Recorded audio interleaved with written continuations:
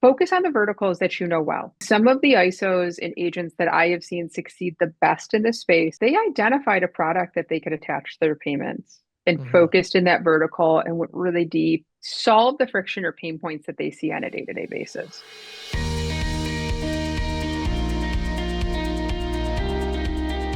Hey everybody, James Shepard here with another edition of the Merchant Sales Podcast. Today I'm talking with Ashley Willson, talking about integrated payments. She's a consultant for ISVs and other software related companies, also works with ISOs that are looking to get into integrated payments. So she has a really unique perspective. She came from the ISO world and then got into the integrated payment side. So got a really great interview there talking about kind of the future of integrated payments. And then Patti Murphy just shares a bunch of great insights with us about things happening. We talk about some new, statistics that are out and studies that have been done on, surcharging and programs like that. And so we talk about kind of those statistics and what that looks like for the future. As usual, this podcast is brought to you by Nativia. Head over to nativia.com/CC Sales Pro, nativia.com/CC Sales Pro. Check out all the great things that they have to offer. Also, I always like to mention that neither Ashley or her company are sponsors or clients of mine. Just a great person, a great expert in the industry, and looking forward to sharing this interview with you. So with that being said, let's dive in. Hey, everybody. I'm here with Ashley Willson, the co-founder of Revolve. How you doing today, Ashley? Good. How are you, James? Happy to be here. Yeah, doing great. Thanks for joining.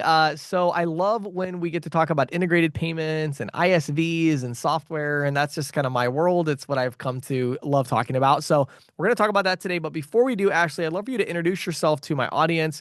Tell them a little bit about what you do and about Revolve, if you would. Yeah, absolutely. My name is Ashley Wilson. I've been in the industry now for about 20 years. So, I got started as an owner operator, exited my ISO in 2017. And while I was doing that and kind of supporting our merchants, there's started to build an unattended card solution and really started to spend time in the verticalization and embedded payment space, working with payment facilitators. And after I exited, I had the opportunity to work with some of the kind of up and coming or really dynamic embedded payments players that you've seen in the space over the past few years and leading go to market.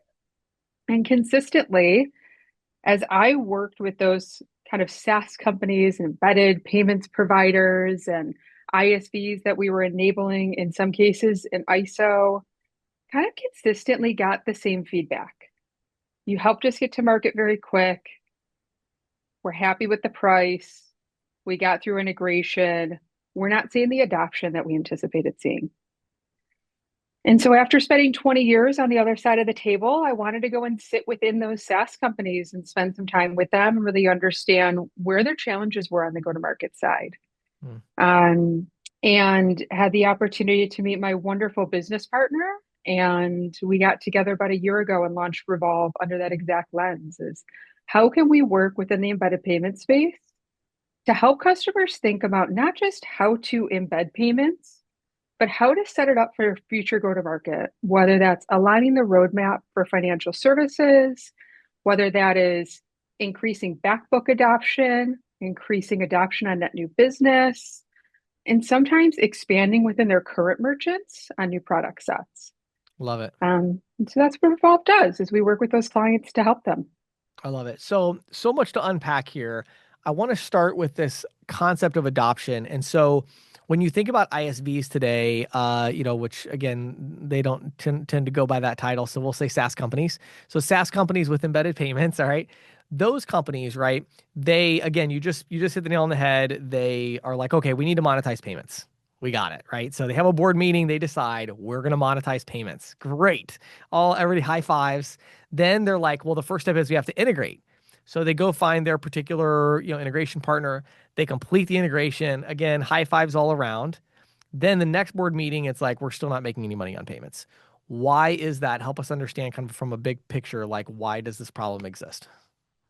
And it's funny, James, I think you just took my exact line where I kind of talk about this is I don't know how many board meetings I had to prepare for or I had to help a client prepare for where we were saying we spent all of this time and investment.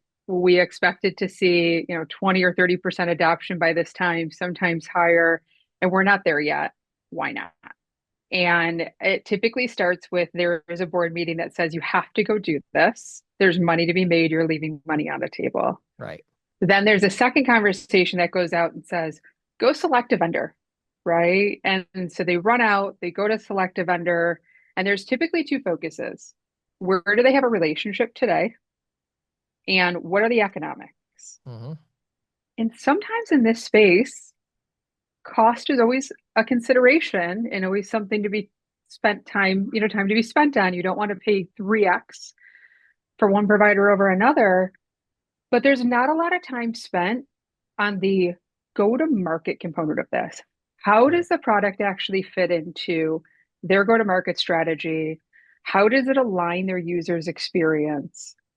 And Right. so, is anybody going to use it? Why would somebody even buy from you? And then, Yeah. who really owns that across the organization to make sure you're bringing that live?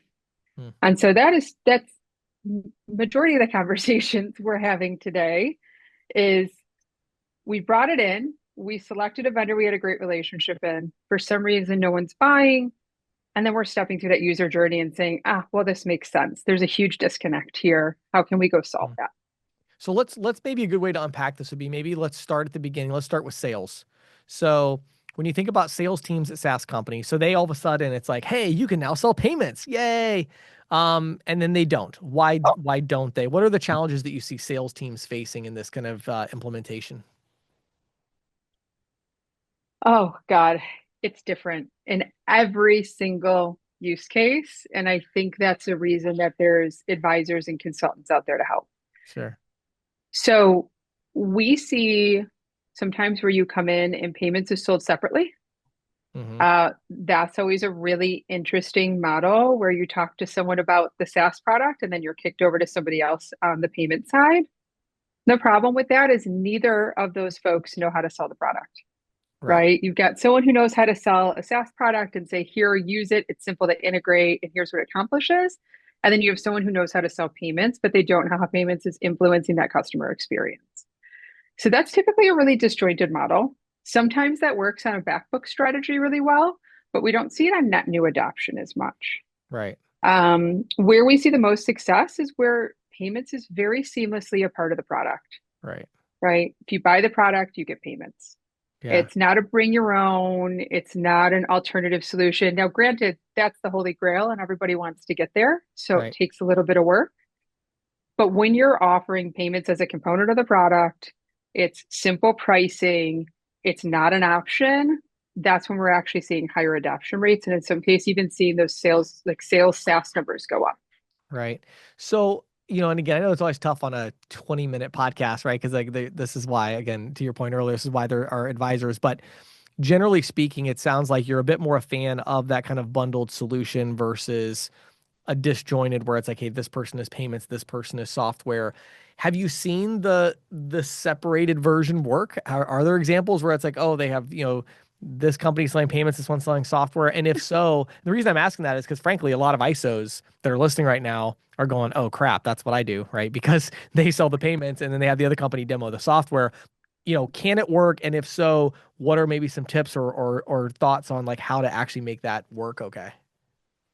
So I 1000%, right? I'm one of those people who I was wrong on my assessment. I'm happy about the time that I exited my ISO, but I probably assumed that that model would go away too soon, and it's just not the fact. Hmm. It is very challenging to train an entire sales team on a net new product, Right. right? It's Right. also very challenging to go out and find people who can sell software and payments. Hmm. So it does work, right? Should never say it doesn't work. I think where I see it work the best though is on the back book.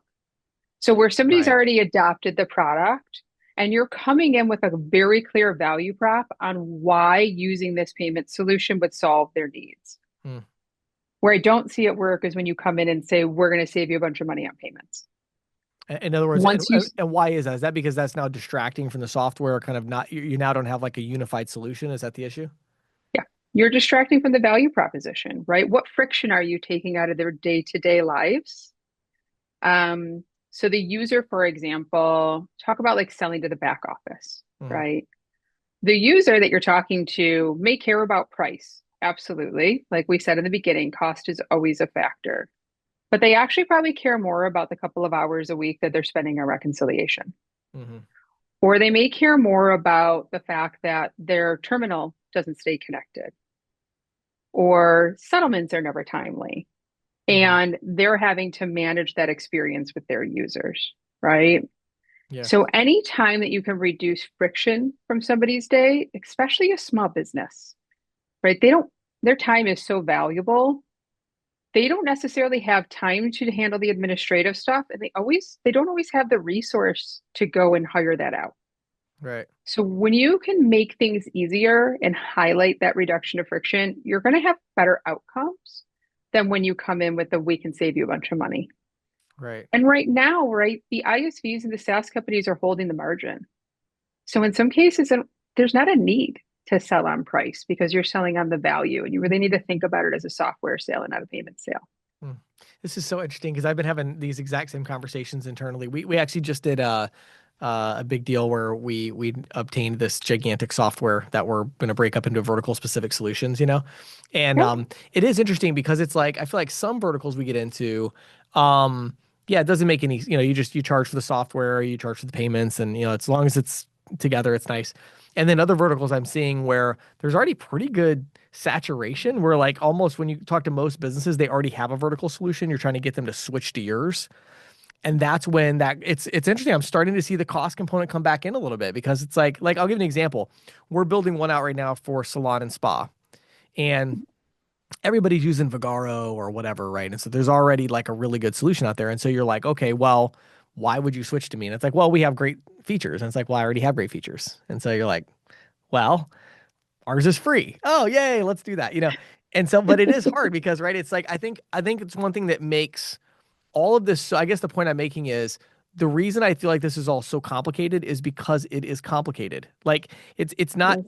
right. Like it's like, well, what is the pattern? It's like, well, I don't know. What vertical are you in? What solution are you selling? What are you, you know what I mean? So it just feels like, man, it really feels very overwhelming, even for someone like myself when we're like launching our own stuff and you're like, man, what do you do? It is very, very complicated.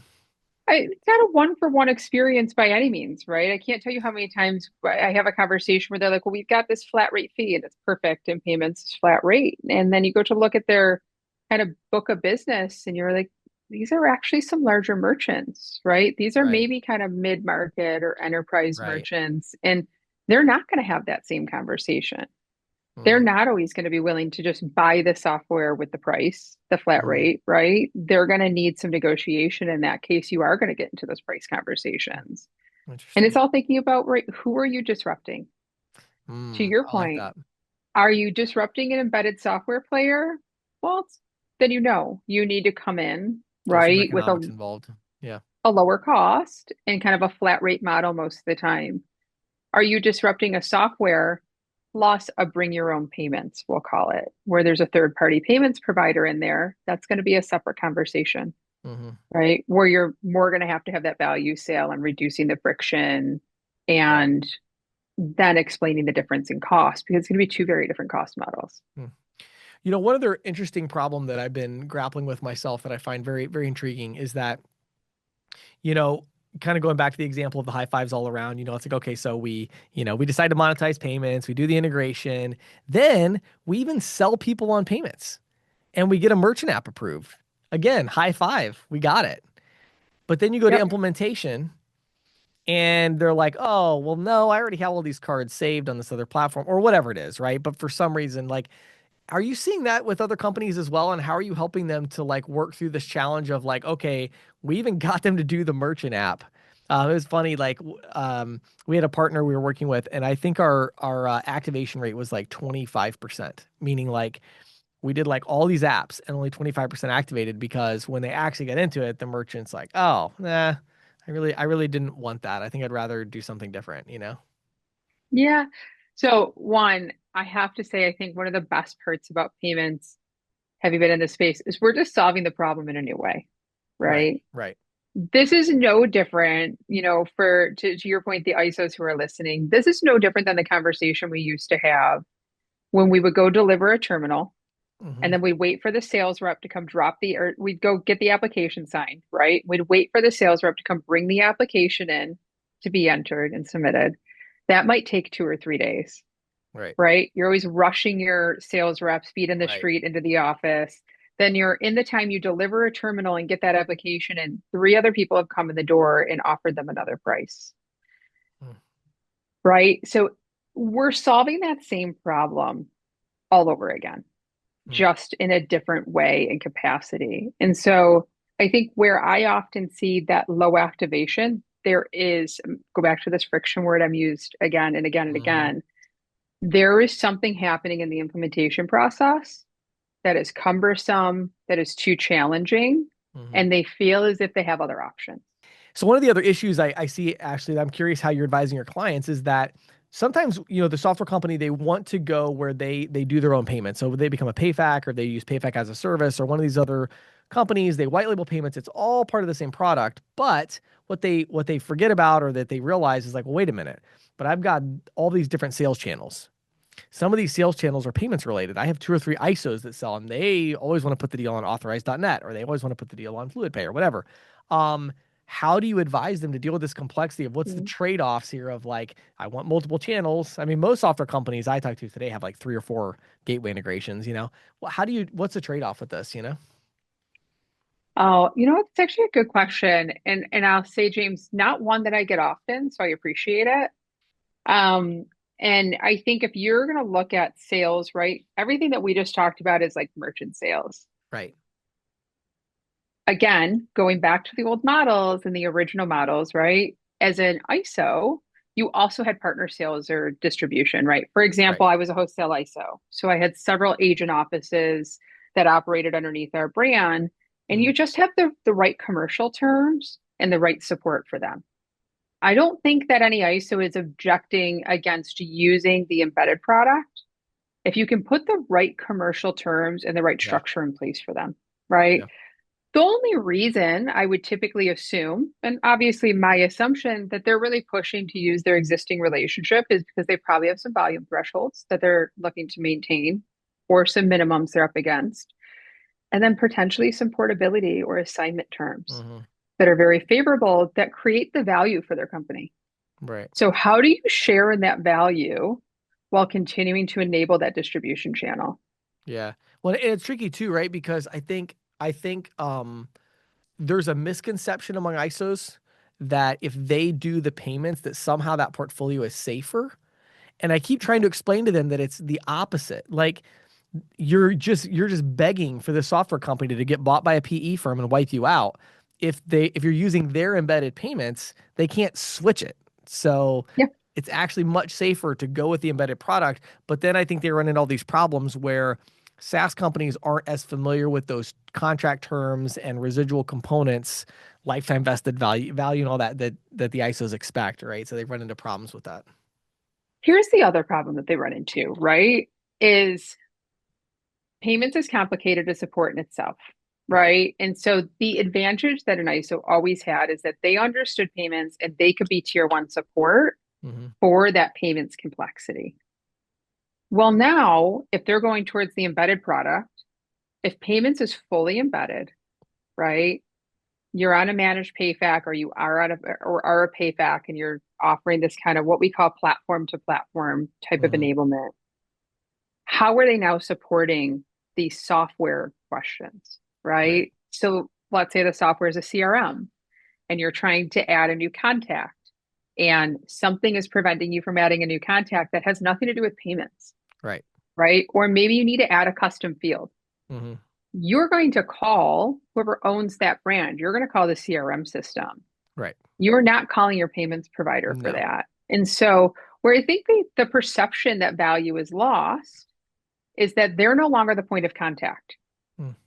So, if something changes, are they going to stay with you and call you about payments again if you're no longer the currently like they're on a regular basis supporting them? Or are they just going to go where the software tells them Mm. to go? Mm. Because that's who they're used to talking to. And it's such a hard reversal because it's hard to come in and train someone external who's maybe an embedded partner of yours on how to support the CRM product and the core Sure. software product. Mm. Yeah. And So it, go ahead. I'm sorry. no, go. Well, I was going to say this is an interesting segue because I wanted to kind of finish up with two questions about your advice to two different groups. I want to go ISO and an ISV. So Yeah. So starting with the ISOs and even the agents, right? When you look at that world and then you look at the trend, everybody knows like, okay, integrated payments, ISV solutions, vertical specific solutions, like we see these trends, right? What should ISOs and agents be doing? Or maybe think of it as what are the big mistakes they're making, or I don't know. What advice do you want to leave for that audience that they should take away from this podcast to help them over the next few years as they continue? Yeah. Um, the bus isn't stopping, right? What is it? What is it saying? The train's left the station. Yes. It's gone, right? And so they either need to find a really good partner that's aligned with them. I've worked with a few software companies in this space, some in the AR/AP space, that may be vertically aligned with them, for example. Hmm. They need to find that software company that's vertically aligned with them and figure out how to continue to capture that business. Yeah. I won't jump on here and tell them it might also be a good time to sell. Because as I said, I maybe I sold mine a little too soon, who knows? But the timing was right for me. Right. Um, Focus on the verticals that you know well, right? Mm. What these guys bring to the table is a deep knowledge and understanding of those merchants and what their individual needs are. Yeah. And some of the ISOs and agents that I have seen succeed the best in this space have either one aligned to those partners, right, where they can be a reseller, kind of the model we spoke about before, or they identified a product that they could attach to their payments and Hmm. focused in that vertical and went really deep and solve the friction or pain points that they see on a day-to-day basis. So be the vertical subject matter expert, figure out how to continue to grow in that direction. Yeah, I love it, and I think too what you alluded to there, what you've talked about earlier as well, is kind of this idea of this partnership. I feel like ISOs have kind of been very like isolated in all of this. They feel like, oh, I want to go find a solution and see if I can put some kind of a deal together where I can send them a VAR sheet. And it's like, how about you buy them? How about you have equity in them? How about you form a strategic partnership where they have equity in you? Like, you need more because you need a moat. Right now, there's not very many moats out there in the ISO world, and it's like Yeah. you want to dig in. So, all right, so that's the ISO world. Now, the much more nuanced, right, would be kind of the software company ISV. Maybe the right way to ask this question is when you start a relationship. So, a SaaS company reaches out to you and they're like, "Hey, we want to have a conversation." So you have a 30-minute discovery call. What are you telling them? What do they need to look for? What are these kind of high level, like, what are the big things that they should be thinking about as they approach payments? Yeah. So the biggest thing that these companies are coming to us for, actually, let me say this differently. Every company is coming out to us for something different. Right. So every 30-minute discovery call looks fundamentally different. What I'm trying to get to is what is the outcome, right? Mm. And most of the time, potentially shifting them in a direction of a new outcome. So sometimes we're getting on a phone call and the conversation is, we need to save money on our processing. Mm. And the outcome of that is why, right? Why do you need to save money on your processing? What makes you believe that? Well, we're not making enough margin. Okay. What percentage of your clients is actually using payments? Well, I don't know the answer to that. So let's go find that answer first. And Right. let's see if it's cost you need to save, or if there's a fundamental misalignment with your current payment provider, right? And we need to look at a new option, or if there's a product within your current or incumbent payment provider that you're just not utilizing right now that would help you increase those adoption numbers. Mm. So those are some of the conversations. The second conversation is who owns payments? Mm. And oftentimes it's like, I don't know, the executive team, a lot of people, right? It is important. We're often coming in, running a process. We have very specific outcomes assigned to that. One of the outcomes sometimes is putting the right GM of payments in place. Mhm. This is someone who is more of a generalist, deep payments experience, sometimes more of an entrepreneurial spirit, right? They can report to the executive team. They are part of the ELT. They own the P&L or some version of that. And they are actually there to make sure that payments is communicated across the organization Right. and then properly influencing the user experience from like onboarding to settlement Yeah. and reconciliation. And having that owner across the organization, if this is going to be that big of a priority and it's going to impact a major revenue stream, it needs an owner. Mm. And that person needs to be able to work cross-functionally and understand and have empathy for what finance has to go through, operations, what the CEO owes to the board, and what all of those outcomes are. I love that. Yeah, and I think the first one you brought up too, I think is so crucial because ISVs a lot of times come to they have a preconceived notion of what they should focus on. And when it's like, well, hold on, what you're saying is you want to make more money from payments. Yes. And it's like there are fundamentally three levers you can pull, usually cost being the least impactful one. I mean, it could be if you're using Stripe and not monetizing it all, but it's like there's three levers, right? You have your adoption. So how many people are even using it, as you mentioned?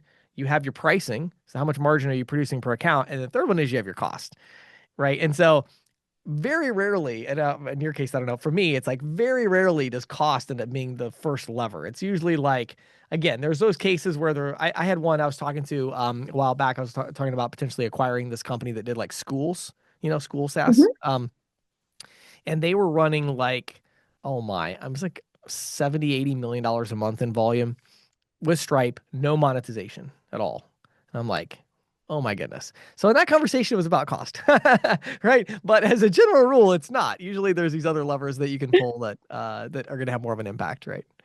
And the interesting part to that, James, is cost hits so many different levers in that conversation as well. It's not Absolutely right. just your processor cost, it's not just your Right. interchange, it is the headcount, it is the Yes. support, it is the Yes. ownership of that throughout the organization, it is the support cost or potential attrition because you don't have True. ownership over it. So Yeah. I think also helping folks understand that cost has a couple of different tentacles in the organization Yeah. when you're doing payments. Good stuff. So, Ashley, before I let you go today, this has been so insightful. I know there's going to be people in the ISO world that want to reach out and kind of understand this better, and on the ISV side. Can you share like where they would go to learn more, and maybe give a little blurb about kind of like what types of companies should seek out to Revolve for help? Yeah, absolutely. So check out our website, revolvenow.com. It's actually launching with a full rebrand this week. So hopefully you Oh, like great. it. Give us some feedback when you check it out. And I would say really any ISV or SaaS company that's embedding payments. We also have several partners that we have that are selling into this embedded payment space for the ISV or the SaaS company, maybe their partner. And we have different advisory packages that we've helped them out with as well. So Great. if you're in this platform payment space and you're focusing on payments or issuing, lending, embedded capital, right? Some of those other very complementary, high margin, critical components to your deeper payment strategy. Um, we're always here for those conversations. Love it. And so that website was Revolve Now, and it's REVOLV now.com. Correct. Is that right? Yep. Okay, I want to make sure I got it right. So awesome. Ashley, thank you so much again for taking the time to share your insights with us. Really appreciate it, and definitely wishing you both great success there. Awesome. Thank you so much, James. So, payments.com did a survey of merchants, which they do a lot of course. They Right. found 82% plan to increase their use of digital wallets. It seems that consumer expectations for frictionless payments are pushing businesses to mirror that behavior in their B2B Yeah, activities. for sure.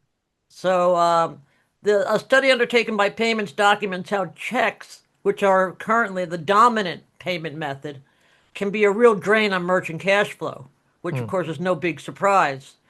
But it can really tip the balance between survival and insolvency. Small businesses surveyed endure average payment delays of 9.1 days and total payment wait times of nearly 29 days. Hmm. That's a That's a lot for long a small time. business. It Yeah. is. And of course the challenge of course is that the wallets need to integrate with it, ERP systems. Right. And Sure. that's going to take some work, I think. Yeah, I agree. Yeah, I think it's going to be interesting to see how that all kind of comes together. And it's also tough too, right? Because of the verticalization of it. It's like, you know, Right. a lot of times these surveys that they do, they sound very clear, but then when you actually go like, okay, how do we implement this? What is the action step that we take? It's not Right? easy because you're like, well, wait a minute. Well, for which vertical? Some businesses are using ERP, some are Right? using point of sale, some are using, so there's a variety of Right. solutions and services out there. And you're like, okay, what do I do with this information? It's not always cut and dry. Yeah, yeah, and like you say, it all depends on the vertical. And you know, some of these are really sort of a slam dunk, but some of them, can be very complex. Yeah. And when you're doing these types of surveys, they're not really making a distinction between the various verticals. Right. Right. Right. So, Exactly. so next up, merchants are amping up their tirade over card processing costs. Hmm. They just sent out a press release highlighting a study from payments consulting firm CMSPI, which shows that fees collected for processing credit and debit card payments totaled $236.4 billion in 2024, which is up from 222.3 billion in 2023. Hmm.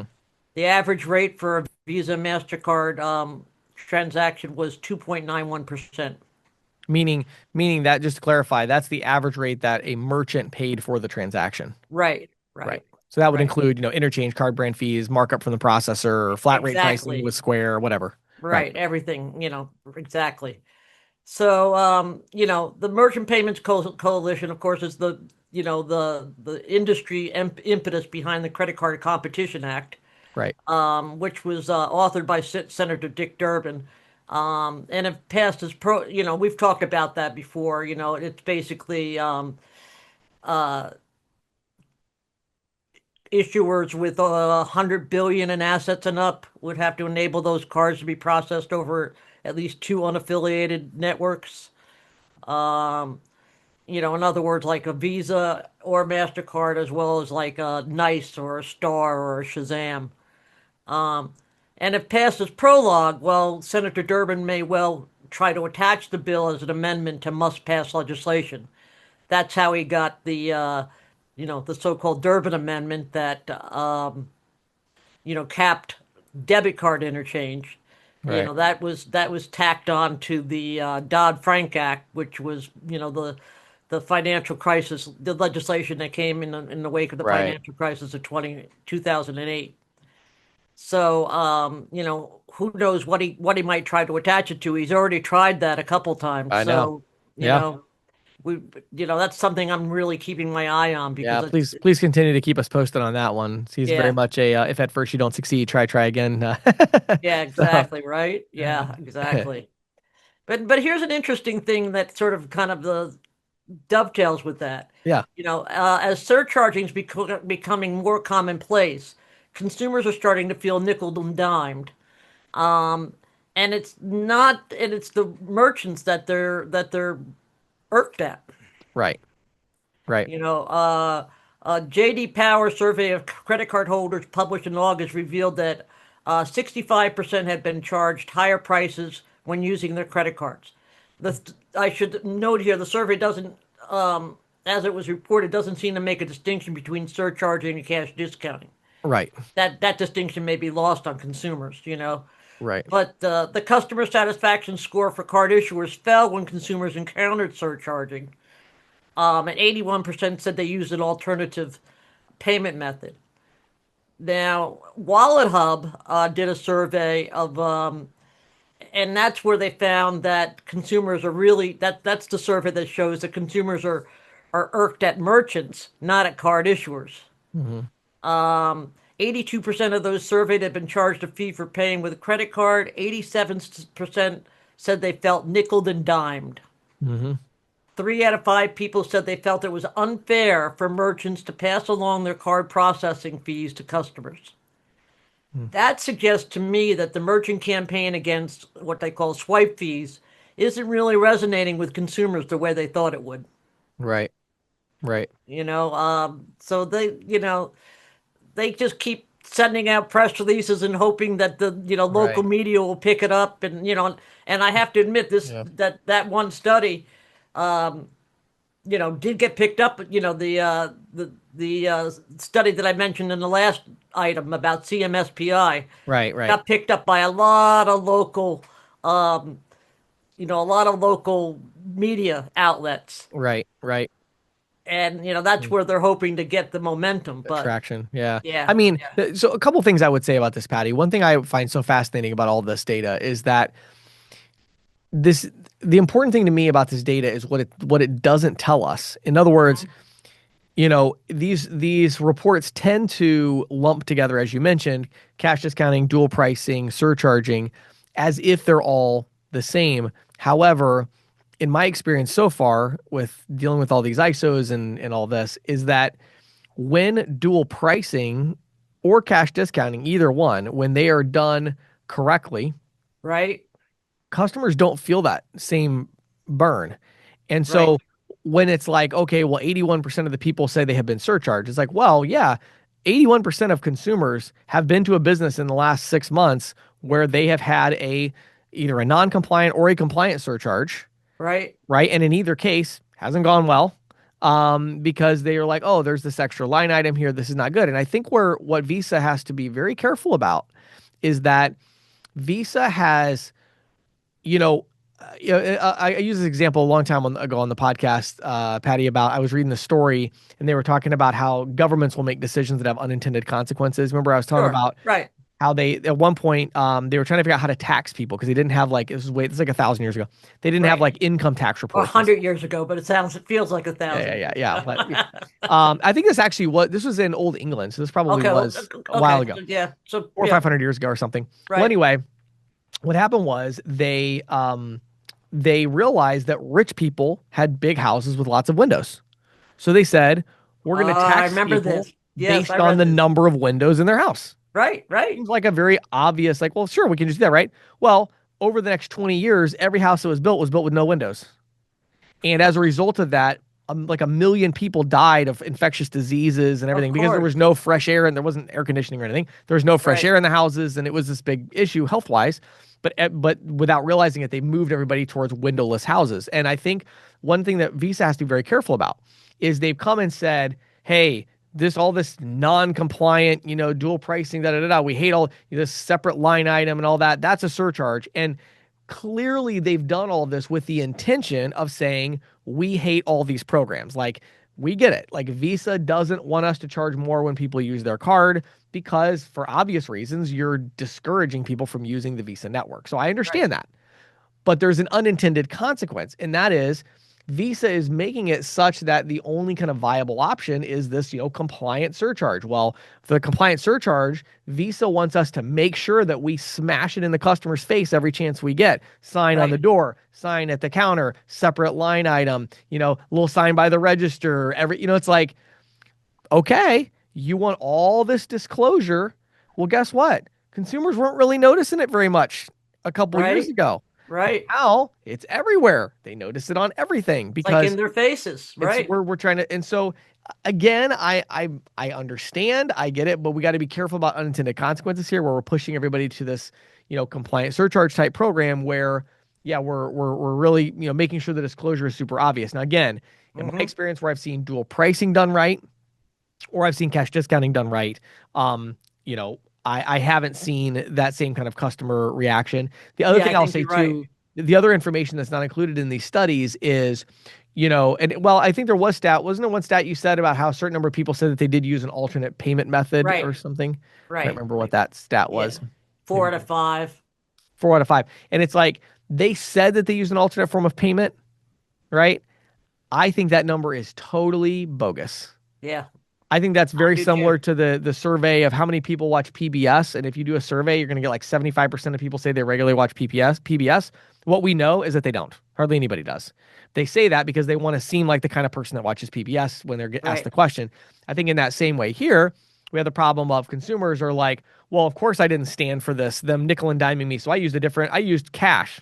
Really? 4 out of 5 they didn't even have any cash on them. Like, nobody does. So to me, I think there's very important information that's left out of this, which is number one, what type of differential pricing was it? Right. So I feel like there's almost, and again, it's very difficult to get this information because you'd have to know what the merchant is doing. And so big picture there to me is we got to be very careful as we push people to this like super disclosure stuff Right. because we're going to Right. damage the overall networks way more than if we were doing other programs that are less in your face but still transparent. And again, that's why I'm a big fan of compliant dual pricing, and things like that where we don't have those issues. And the other one is, yes, consumers don't like it. Obviously, it's like what do you expect? It's like, let me call a consumer and say, did you realize you were charged more? Oh, you did? Right. Did you enjoy it? Yeah. What do you think Right. they're I going to mean, say? They're going to say no. They didn't enjoy being charged more. Like, they nobody felt wants to be nickel and charged dimed. more. Right. Well, of course they felt nickel and dimed. You know why? Because they were nickel and dimed. Like Yeah. they paid more money. Like obviously, but to me, the important question is, did that make them change their behavior? Did they say, well, now I'm not going to go back there again? Did they, Mm-hmm. and Mm-hmm. not just did they say that, did they do it? The next week when they really, really wanted their favorite pizza, but the last time they were there, the person had a 3% fee when they used their card. What they really did, based on all the data I've seen of like merchant portfolios that are doing these programs, guess what they did? They went back and got their favorite pizza and they paid the 3% fee. Right. Right. Did they enjoy that Yeah. they had to pay 3%? No. Did they enjoy biting into their favorite pizza? Yes. So they Yes. went back and they did it anyway. So I think all these stats, like it's easy to kind of interpret them in a certain light, but it's like, it's Oh very yeah. difficult to get the real data on this particular problem, in my opinion. You can make stats say whatever you want them to Exactly. say. Right. And it's like, And how do that they phrase the question? right. Yeah. How you parse the numbers exactly. Right. Right. Yeah. Yeah. But it's definitely worth Oh, keeping in absolutely. mind. Absolutely. Well, and again, I think to And me, again, like you. big Go picture is consumer sentiment, right? Consumers are becoming more aware of paying more for their using their card, right. and they don't like it. Right. That's what we know. Now, again, what does that mean? Are they going to change behavior? Is it certain types of charging more? Are there ways to make it more palatable? We don't have answers to those questions yet, but we do know consumers are becoming more and more aware that they're paying more when they use a card, and as a general rule, they don't like it. Yeah. Yeah. So, But there's a lot of things I don't like, but I do it anyway. exactly. Yeah. Yeah. Okay, so finally, I wanted to talk. I haven't done this, and haven't done this in a while. Fiserv publishes a monthly business index, a small business index, excuse me. And its August report, which was just published like the other day, showed month over month that sales were relatively unchanged with some bright spots. For example, at quick service restaurants, sales surged, registering 8.3% year over year growth. As consumers were looking for more wallet friendly dining options, right? Mhm. Sales in the retail sector were up 1.1%. Wholesale trade delivered fewer transactions but bigger tickets. Of On a course. month over month basis, wholesale sales slipped while average tickets were up. Average tickets were up 2.3%. Interesting. And year over year sales growth was 3.1%, driven by rising ticket size, 5.8% increase, which was seen as a possible sign of tariff related pressure. Interesting. Yeah. And Pfizer reported that discretionary spending rose 1.2% month over month, led by QSR and budget friendly entertainment. Hmm. So, it's a mixed bag, but it certainly shows that, despite the, shall we say, fluctuating economic outlooks, I Yeah. mean, Yeah. there people are still spending. Absolutely. Yeah. Yeah, Good sign for our industry for sure. We for make money sure. on when people spend money. So it's a good sign That's for us. And exactly it. Yeah. and again, it's, despite any other trends, the percentage of, kind of the wallet share for digital payments is going up Right. Right. consistently, continues to go up. That doesn't mean cash is going anywhere, but the No. percentage of digital payments continues to go up. And again, that's good for our industry. So Yeah, sure is. So good that's it stuff. for this week. Awesome. Well, Patty, thank you so much. Always appreciate your insights, and we appreciate all the work you do for us. Thank you.